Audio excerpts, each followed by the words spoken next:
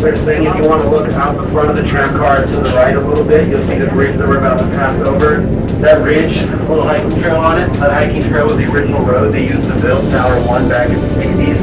They started building the tram back in 64, finished in 66. It took them $2 million and between 4,000 and 5,000 helicopter trips for the entire project.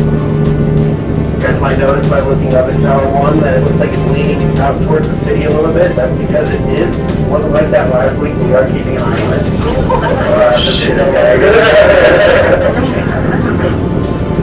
Put some more duct tape up there this morning. Don't worry, guys. Just a heads up though, guys, as we pass over the tower, a little bit of swing and sway. But it does help if you put your hands up and say, "Who's we go over the tower?"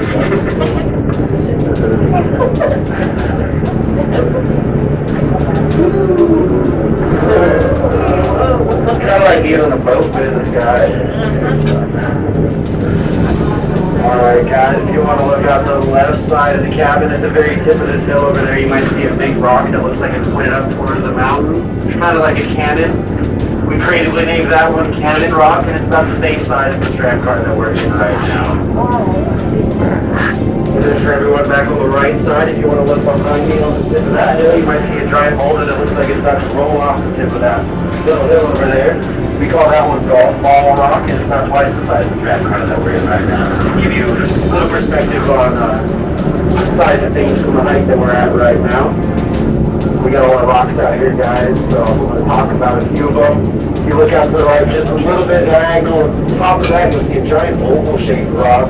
Kind of looks like a ridge on it right there. We call that one 3-story Dory, because she's 3 stories tall. If you see when we pass by the rest of our right now, guys, she's got fish. Yeah. She's proud to know she's a sad-fish. She's been out of water for a few million years. I know it looks like a lot of these rocks are about to fall over, guys, but I grew up hiking out here and tried to push many of them, and they do not like to move. But we do get rock slides out here every now and then. Usually it's a little higher up on the rock faces and some other stuff, but I've never seen anything make it all the way down to the neighborhood or the tram. Usually a little higher up. Another kind of cool rock, guys, on the left side over there near all those pine trees in that valley. Just up and to the right of that little valley, you'll see what looks like a stack of rocks or a little tower of rocks. We call that totem pole pinnacle. It's actually one rock that rose like that over time. It stands at about 7 stories tall. There are some guys who like to hike after that thing and try to climb it every now and then, so we will catch them every now and then. It's pretty cool. You guys want to look out the back side of the cabin all the way across the city? You guys will be able to see Mount Taylor way over there on the other side of the horizon. You might even be able to make out the windmills at the base. But Mount Taylor's a little over 100 miles away from us. Kind of gives you a bit of a perspective on our visibility today. On a perfectly clear day from the very top, you guys can see about 9% of the entire state of Mexico, which is about 11,000 square miles. So it's pretty clear today. It looks like we got a little bit of haze out to the south, but you guys should be able to see most of that today once we get up to the top. And once we get to this next area, keep your eyes peeled for some wildlife. It's looking really enough in the morning. Maybe we see some bears if they're not already. They're grabbing their last few snacks. Everything up in the spring, ice better, so yeah, we'll be up a little warmer. Yeah, ice breakers up there. Zero ice breakers. Yeah, it's like all over the top of something. It's like illegal. Pretty crazy. Alright guys, we're coming up to Tower 2. As we get closer though, guys, we'll need everybody to jump at the same time so we can clear these rocks. Also, if you guys didn't know if you're afraid of heights, this next area is usually where we find out.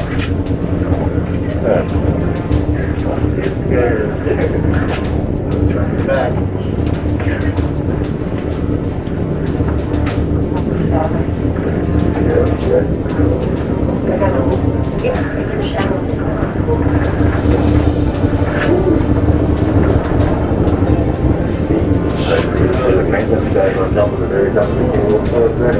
Oh, yeah, there's Kyle. You guys look up at the other tram car. Hey, it looks like it's moving a lot faster. It's moving the same speed in the opposite direction. And on top of the tram car, you might see a little yellow dot. That is my coworker, Kyle, training him this morning. He's doing an inspection on our cables. Finishing that up for our daily inspections, writing down on both cabins. We do that every day, up on one and down on the other. Pretty fun. Feel free to wave at a guy, get a picture of him up there. Yeah, it's normally my seat, but it was a little cold today, so I figured I'd take the cabin.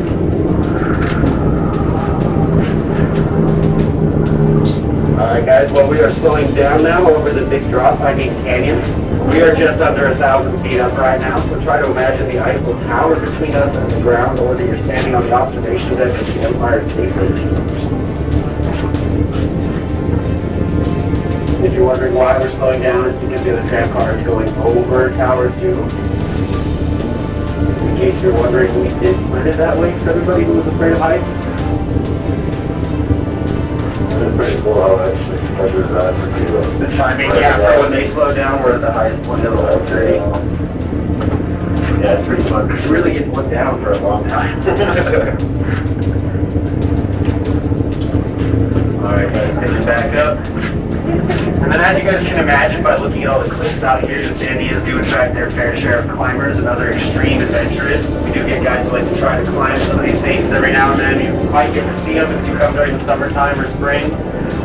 We also do attract our fair share of paragliders and hang gliders. We had a guy in the last couple of years break a world record at the top of the Sandias. He took off here, landed all the way in Amarillo, Texas, 6 hours later. Wow. Yeah, it was quite the walk back. What? If you're lucky, usually early fall, spring, and summertime, you'll see paragliders all the time up here. Sometimes you can see them down from the city, and sometimes they're hiking around and watch them take off. Alright guys, this next canyon here on our left is called Echo Canyon. It's home to one of the only naturally fed springs on this side of the mountain. So you'll notice some of the trees a little bit bigger, a little bit greener, a little bit taller too. Some of those trees can reach up to be about 100 feet tall, which is taller than most of the buildings in Albuquerque down the mountain. This canyon is also a really good hotspot to see bears and other wildlife. We see most of them throughout this canyon on either side in the springtime. They're coming out in hibernation. Might be able to see a couple more. You see a little shadow on the ground that looks like it's walking. It might be a black bear.